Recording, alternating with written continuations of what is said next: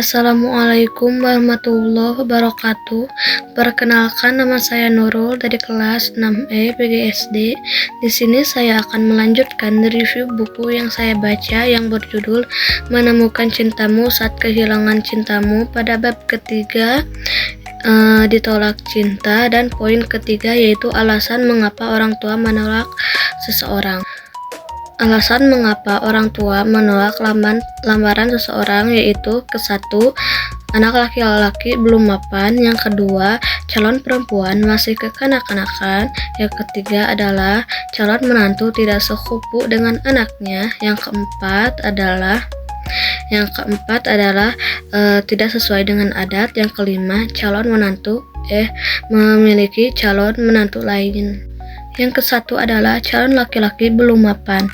Calon perempuan atau anak perempuan adalah menjadi tanggung jawab orang tuanya hingga dia sampai menikah. Hal ini menjadi pertimbangan bahwa faktor kemapanan untuk calon laki-laki menjadi pertimbangan bagi mertua. Jika tidak mapan, maka dilihatnya dari tanggung jawab bahwa dia tanggung jawab tidak terhadap ekonomi keluarga. Semua calon mertua pasti ingin melihat anaknya berkecukupan dan terpenuhi baik dalam ekonomi atau apapun itu. Yang kedua adalah calon perempuan masih kekanak-kanakan. Orang tua laki-laki merupakan tanggung jawab anak laki-lakinya sampai dia meninggal. Oleh karena itu, orang tua laki-laki dalam memilih calon selalu selektif karena calon perempuan atau menantu perempuannya itu adalah dia yang akan mendidik dan mengurus anak laki-lakinya, cucunya, bahkan dia orang tua laki-laki akan diurus sama calon menantu perempuan sampai dia meninggal. Oleh karena itu, calon mertua selalu memilih calon perempuan yang amanah, yaitu yang bertanggung jawab, yang dewasa dan berkeibuan, juga berakhlak layaknya seorang perempuan muslimah.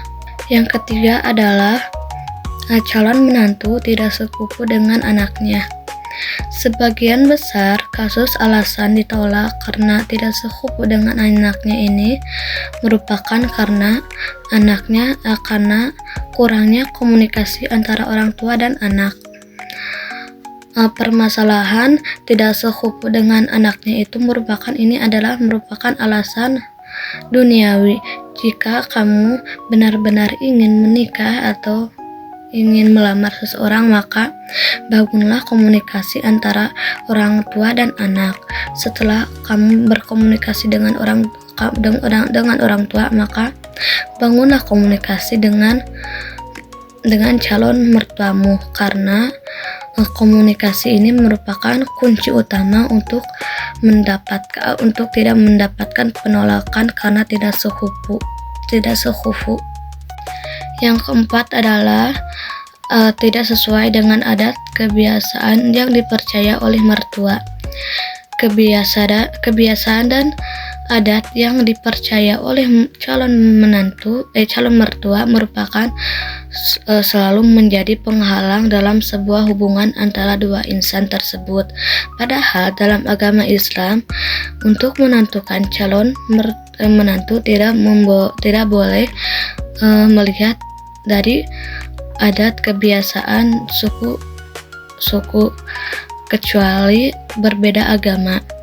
Oleh karena itu, jika kalian masih ingin menjalin hubungan atau melanjutkan hubungan ke jenjang selanjutnya, yaitu solusinya bawalah orang tua berkomunikasi, dan kalian harus membawa guru ngaji, orang yang berpengaruh, untuk berdiskusi bahwa adat kebiasaan itu bukan penghalang seseorang untuk menjalin hubungan untuk lebih lanjut, untuk lebih serius. Yang kelima adalah ada calon pasangan lain.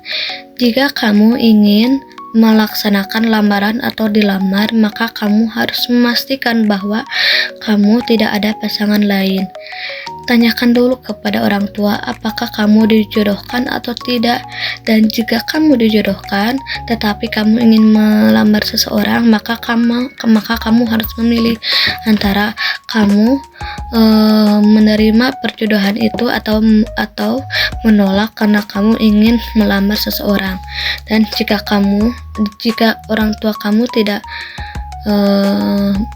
bimbang karena ada calon pasangan lain tetapi kamu memiliki pasangan yang kamu pilih, maka lakukanlah ta'aruf dan percayalah kepada orang tua karena pilihan orang tua itu pasti benar.